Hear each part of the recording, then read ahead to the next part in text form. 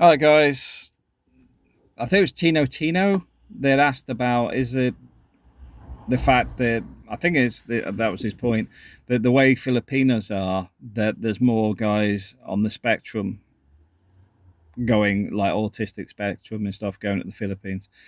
I'll be honest with you, I don't watch people's channels. I'm just too bloody busy, to be fair, and I'll do stuff on Spain, and I just got a lot of other bits and pieces I'm moving, so I just do random videos. I don't spend that much time on YouTube.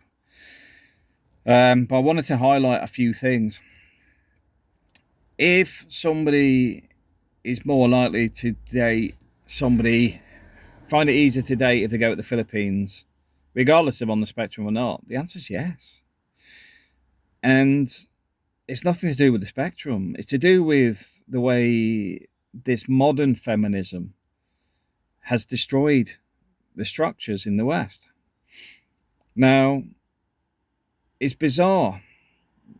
I heard a stupid argument the other day. I'll go on to this and I'll go back on tangent. Um, where people were on about people coming in from Asia and mixing with Europeans and stuff. When was this? Oh, did they forget to mention how the good old days were? It's called villaging. Villaging is when you go and invade somewhere, you kill all the men, you do things to the women, and you steal everything. If that's your justification for foreigners coming into Europe, then I'm all for villaging going two ways. Anyway, so we'll move on from that small argument anyway. So the next one was in the Philippines, most women are chilled out. Yeah, you find that the majority of people are just easygoing. So as such, they're not looking for conflict. You probably find you're in less conflict unless it's to do with jealousy or small stuff. A lot of the women can be quite immature around certain things, but that's also what makes a lot of the women attractive because they don't get hung up on a lot of stuff. Everything's about balance, but the reality is you can approach women much easier. You don't have to worry about the me too. And I'm not saying be all rapey or whatever it is that these some of these guys get up to that are going on. We invite to the UK to do. I'm talking about the fact people are approachable.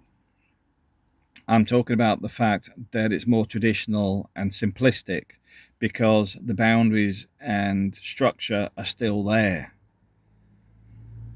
In the UK, it's more complicated. So I'm just going to take from a UK perspective because I don't know what you guys are from US or Canada or whatever. So you have to look at the environment you're in. I sit in Northampton, and I think, are the nightclubs even open these days? Pubs are all geared towards more meals because of the way the pub industry has been destroyed. Social clubs have disappeared. A lot of the structure that encouraged people to meet is gone. You get women wandering around the gym showing their backsides and whatever in extremely tight lycra, then go, oh, did you see that guy looking at me? Who was actually more concerned of going, why aren't she just working out?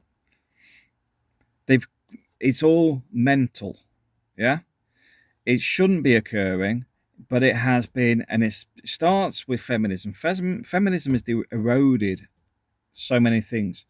And I'm talking modern feminism. The original feminism, I get it, women's rights, all that sort of stuff. But you've got to bear in mind, everything revolves around power, consumerism, and corruption. Take those three into everything, and then you start to see how everything works. So the original thing was, we want to work. Power, put the women at work. Two members of the family working, we can control the household. We increase the values of the properties. They think they're getting richer. In fact, we've locked them into a mortgage. They shut up. They're controlled. That's power. The corruption is the mortgage. The increase in value to increase control to increase the wealth for the banks. Why does it all sound a bit mad? Because you've got to take it in simple terms, and you don't have to prove you're right or wrong, but just see what happens over time. So you end up with both parents working, children coming home to a empty house. Some communities have 75% no fathers.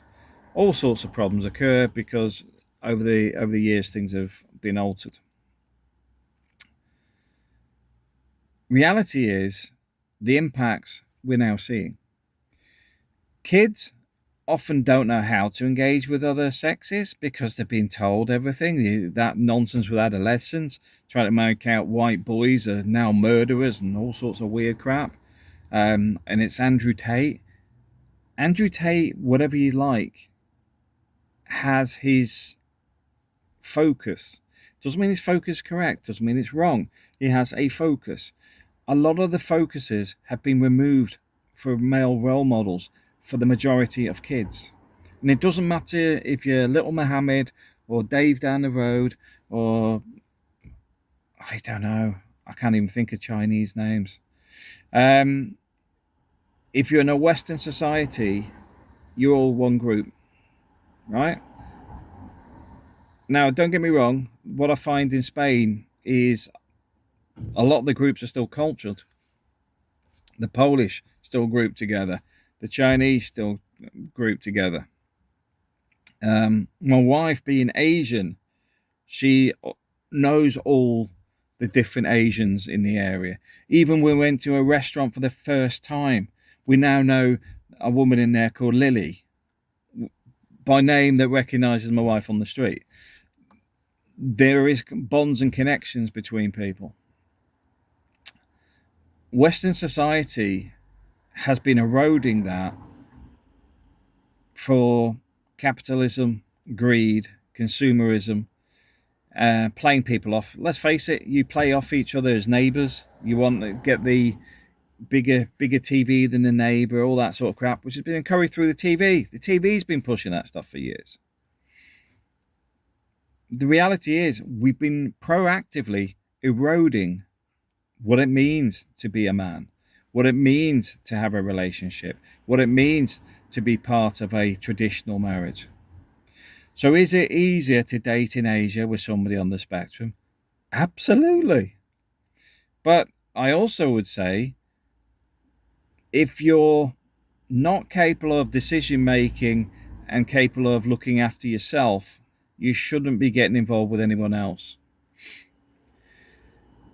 Why? I could be a good husband, but I'm not very good with money, or and you're not thinking you're going to get exploited for that. Don't be so stupid. You'll get exploited in the Philippines as you would anywhere else. I've mentioned this before about this guy. He must have been about 80. He sat in what's the name of the company? It's like a DHL setup. It's a Filipino one. There's, you know which one it is. It's a red brand. It's white with red logo. So I'm sat in there because I've got a parcel going and I'm waiting for them to process. This guy sat there, and these girls must have been about 19, 20. And he's moved in with a girl that's not there, and he's renovated the house, bought lots of furniture, bought lots of stuff for the house, and whatever happened, it's been ongoing for say a year or whatever, and then parents, whatever, so it's looking good. We don't need this old twat in the house anymore, and they threw him out. So he's crying to these two young ladies about, I don't know what happened, I'll do whatever it takes, all this, as if he's a little boy. He's been mugged, royally mugged, because firstly, why is he dating young girls?